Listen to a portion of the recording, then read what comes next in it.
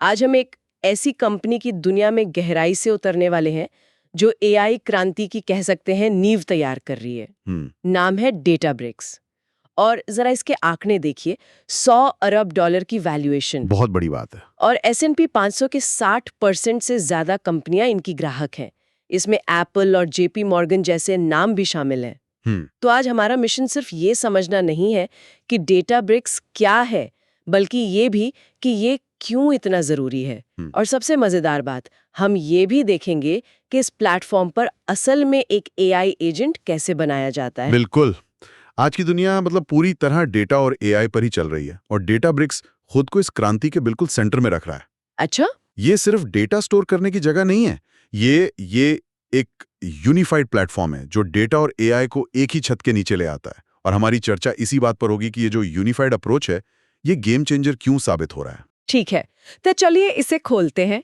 कहानी शुरू होती है 2000 के दशक के अंत में यूसी बर्कले की एक रिसर्च लैब से।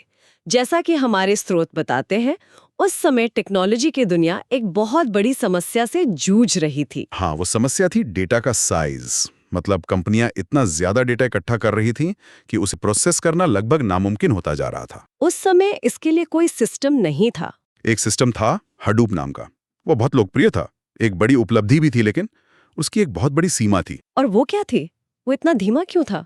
इसका कारण था कि हडूप काम कैसे करता था। वो डेटा को प्रोसेस करने के लिए उसे बार बार कंप्यूटर की हार्ड डिस्क से पढ़ता और उस पर लिखता था। अच्छा। और ये एक बहुत ही धीमी प्रक्रिया है। उस समय के डेटा साइंटिस्ट के लिए ये एक आम सिरदर्द था।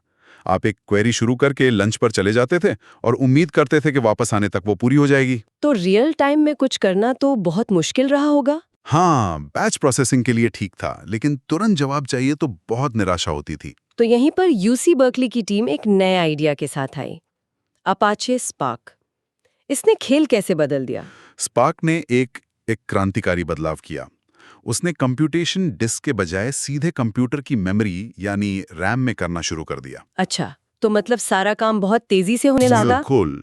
इसे ऐसे समझिए कि आप अपनी मेज पर रखी किताब से जानकारी ले रहे हैं, बजाय इसके कि हर बार लाइब्रेरी के किसी दूर कोने तक जाना पड़े। नतीजा ये हुआ कि ये कुछ मामलों में हडूप से 100 गुना तक तेज हो गया। 100 गुना तेज? ये तो अविश्वसनीय है। तो अगर स्पार्क इतना शक्तिशाली था, तो फिर हमें डेटाब्रिक्स नाम की एक अलग कंपनी की जरूरत क्यों पड़ी? ये बहुत ही जरूरी सवाल है। स्पार्क एक शक्तिशाली इंजन था, पर वो एक कच्चा इंजन था। कच्चा इंजन मतलब उसे इस्तेमाल करने और बड़े पैमाने पर लागू करने के लिए बहुत गहरी तकनीकी जानकारी चाहिए थी। बहुत जटिल इंफ्रास्ट्रक्चर की जरूरत थी। अच्छा। ये ऐसा था जैसे आपके पास एक फॉर्मूला 1 कार का इंजन तो है, लेकिन उसे चलाने के लिए न तो कार की बॉडी है, न स्टीयरिंग व्हील, और न ही कोई ड्राइवर। तो एक तरफ आपके पास ये सुपर फास्ट इंजन था, लेकिन दूसरी तरफ उसे चलाने वाले बहुत कम लोग थे। बिल्कुल। और इसी समस्या को हल करने के लिए 2013 में स्पार्क बनाने वाली टीम ने ही डेटाब्रिक्स की स्थापना की। तो उन्हीं लोगों ने जिन्होंने स्पार्क बनाया था? जी हाँ, उनका मिशन था स्पार्क की सारी शक्ति को एक आसान, सुलभ, क्लाउड आधारित प्लेटफॉर्म में पैक करना, जो हर किसी के लिए हो, न कि सिर्फ विशेषज्ञ डेटा इंजीनियरों के लिए। और उन्होंने इस प्लेटफॉर्म को एक नया आर्किटेक्चर दिया, जिसे वे डेटा लेक हाउस कहते हैं। ये शब्द सुनने में थोड़ा टेक्निकल लगता है, इसे सरल शब्दों में समझा सकते हैं? जरूर। ये बेसिकली दो पुराने कॉन्सेप्ट्स, डेटा लेक और डेटा वेयरहाउस, को मिलाता है। ठीक है। इसे समझने का सबसे अच्छा तरीका एक सादृश्य है।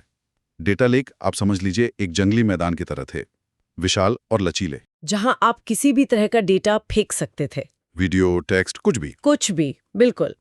लेकिन वे अक्सर बहुत अव्यवस्थित हो जाते थे, मतलब उनमें से सही जानकारी निकालना बहुत मुश्किल होता था। और डेटा वेयरहाउस इसके ठीक उलट थे। हाँ, डेटा वेयरहाउस एक बहुत ही व्यवस्थित गोदाम की तरह थे, सब कुछ अपनी सही जगह पर करीने से रखा हुआ। ये विश्लेषण के लिए तो बहुत अच्छा रहा होगा। बहुत अच्छा, लेकिन बहुत कठोर और महंगा भी।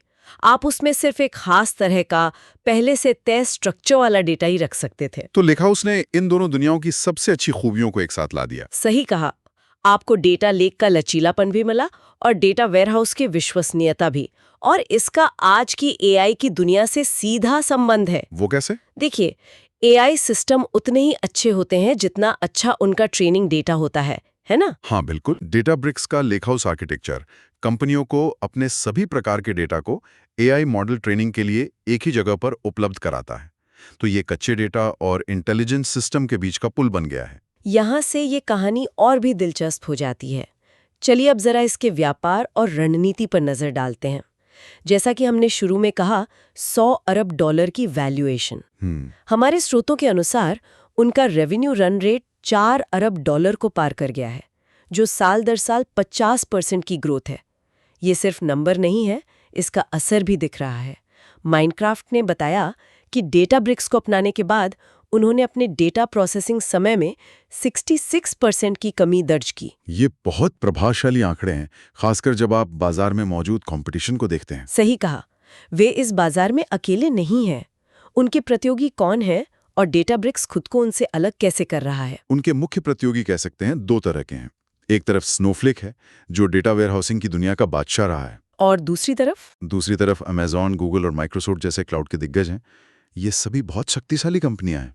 तो इतने बड़े खिलाड़ियों के बीच डेटाब्रिक्स का यूनिक सेलिंग पॉइंट क्या है? उनका मुख्य अंतर है डेटा और एआई को एक ही प्लेटफॉर्म पर इंटीग्रेट करने पर उनका जोर। अच्छा। ज्यादातर दूसरे सिस्टम्स में आपको डेटा को एक सिस्टम से दूसरे में ले जाना पड़ता है। आप डेटा को कहीं स्टोर करते हैं, फिर उसे साफ करने के लिए किसी दूसरे टूल में ले जाते हैं, फिर एआई मॉडल ट्रेन करने के लिए किसी तीसरे प्लेटफॉर्म पर। ये तो बहुत जटिल लगता है। जटिल और धीमा भी, और शायद महंगा भी। हाँ। डेटाब्रिक्स का तर्क है कि सब कुछ एक ही जगह पर होना चाहिए। यह उन साइलोस को तोड़ता है जिनके बारे में हम अक्सर सुनते हैं। मतलब जब डेटा और टीमें अलग-अलग काम करती हैं। बिल्कुल। इस आदत को खत्म करने से पूरी प्रक्रिया बहुत ज्यादा कुशल हो जाती है। और ये स्नोफ्लेक के लिए एक सीधी चुनौती है, जिनका फोकस परंपरागत रूप से सिर्फ डेटा वेयरहाउसिंग पर रहा है। अब स्नोफ्लेक भी एआई क्षमताओं को जोड़ने की कोशिश कर रहा है, लेकिन डेटाब्रिक्स का कहना है कि वे शुरू से ही एआई और डेटा को एक साथ लेकर चले हैं। और उन्होंने हाल ही में ओपन एआई के साथ $100 मिलियन से ज्यादा की एक बड़ी साझेदारी की घोषणा की है। इसका क्या मतलब है? बिल्कुल, ये उनके भविष्य की दिशा को साफ दिखाता है।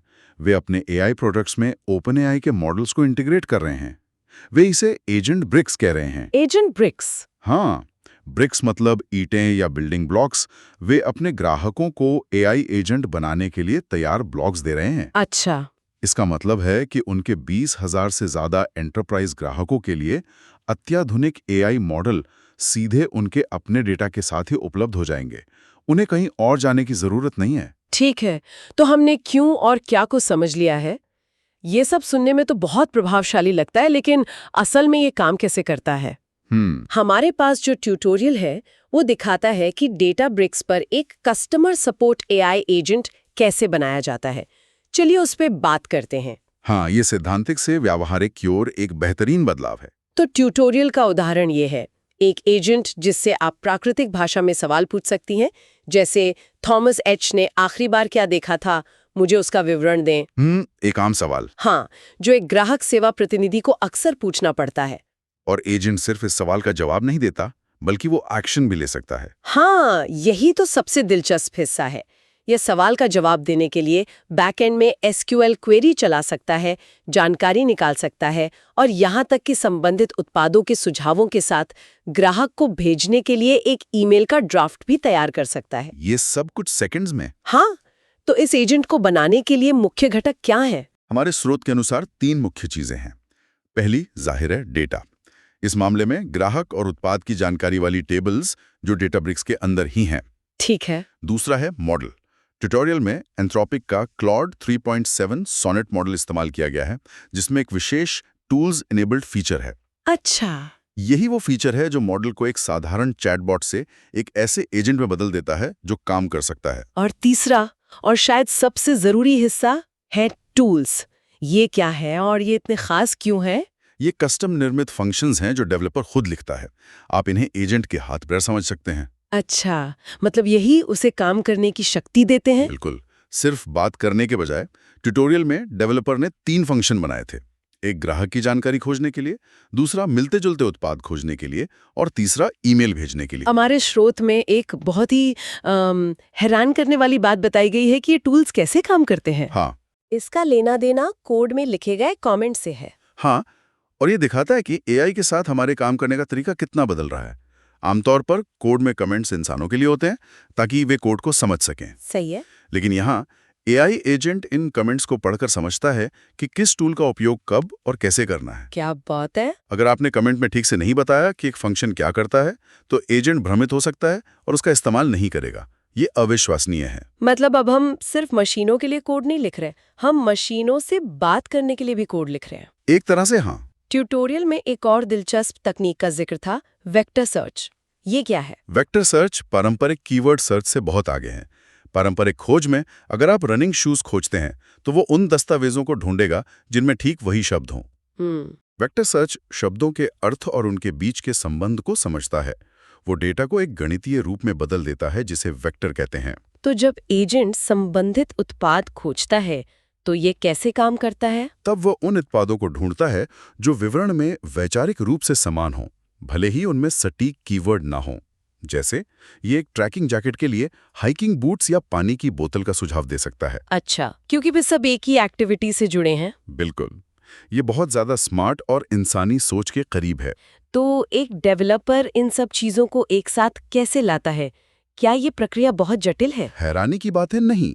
जैसा कि ट्यूटोरियल में दिखाया गया है, डेवलपर डेटाब्रिक्स प्लेग्राउंड में जाता है, एआई मॉडल चुनता है, अपने बनाए हुए टूल्स को जोड़ता है और बस। और एजेंट को एक सिस्टम प्रॉम्प्ट देता है, मतलब एक निर्देश, जैसे तुम एक सहायक कस्टमर सर्विस असिस्टेंट हो। और उसके बाद वे बस एक सवाल पूछते हैं और यहीं पर जादू होता है।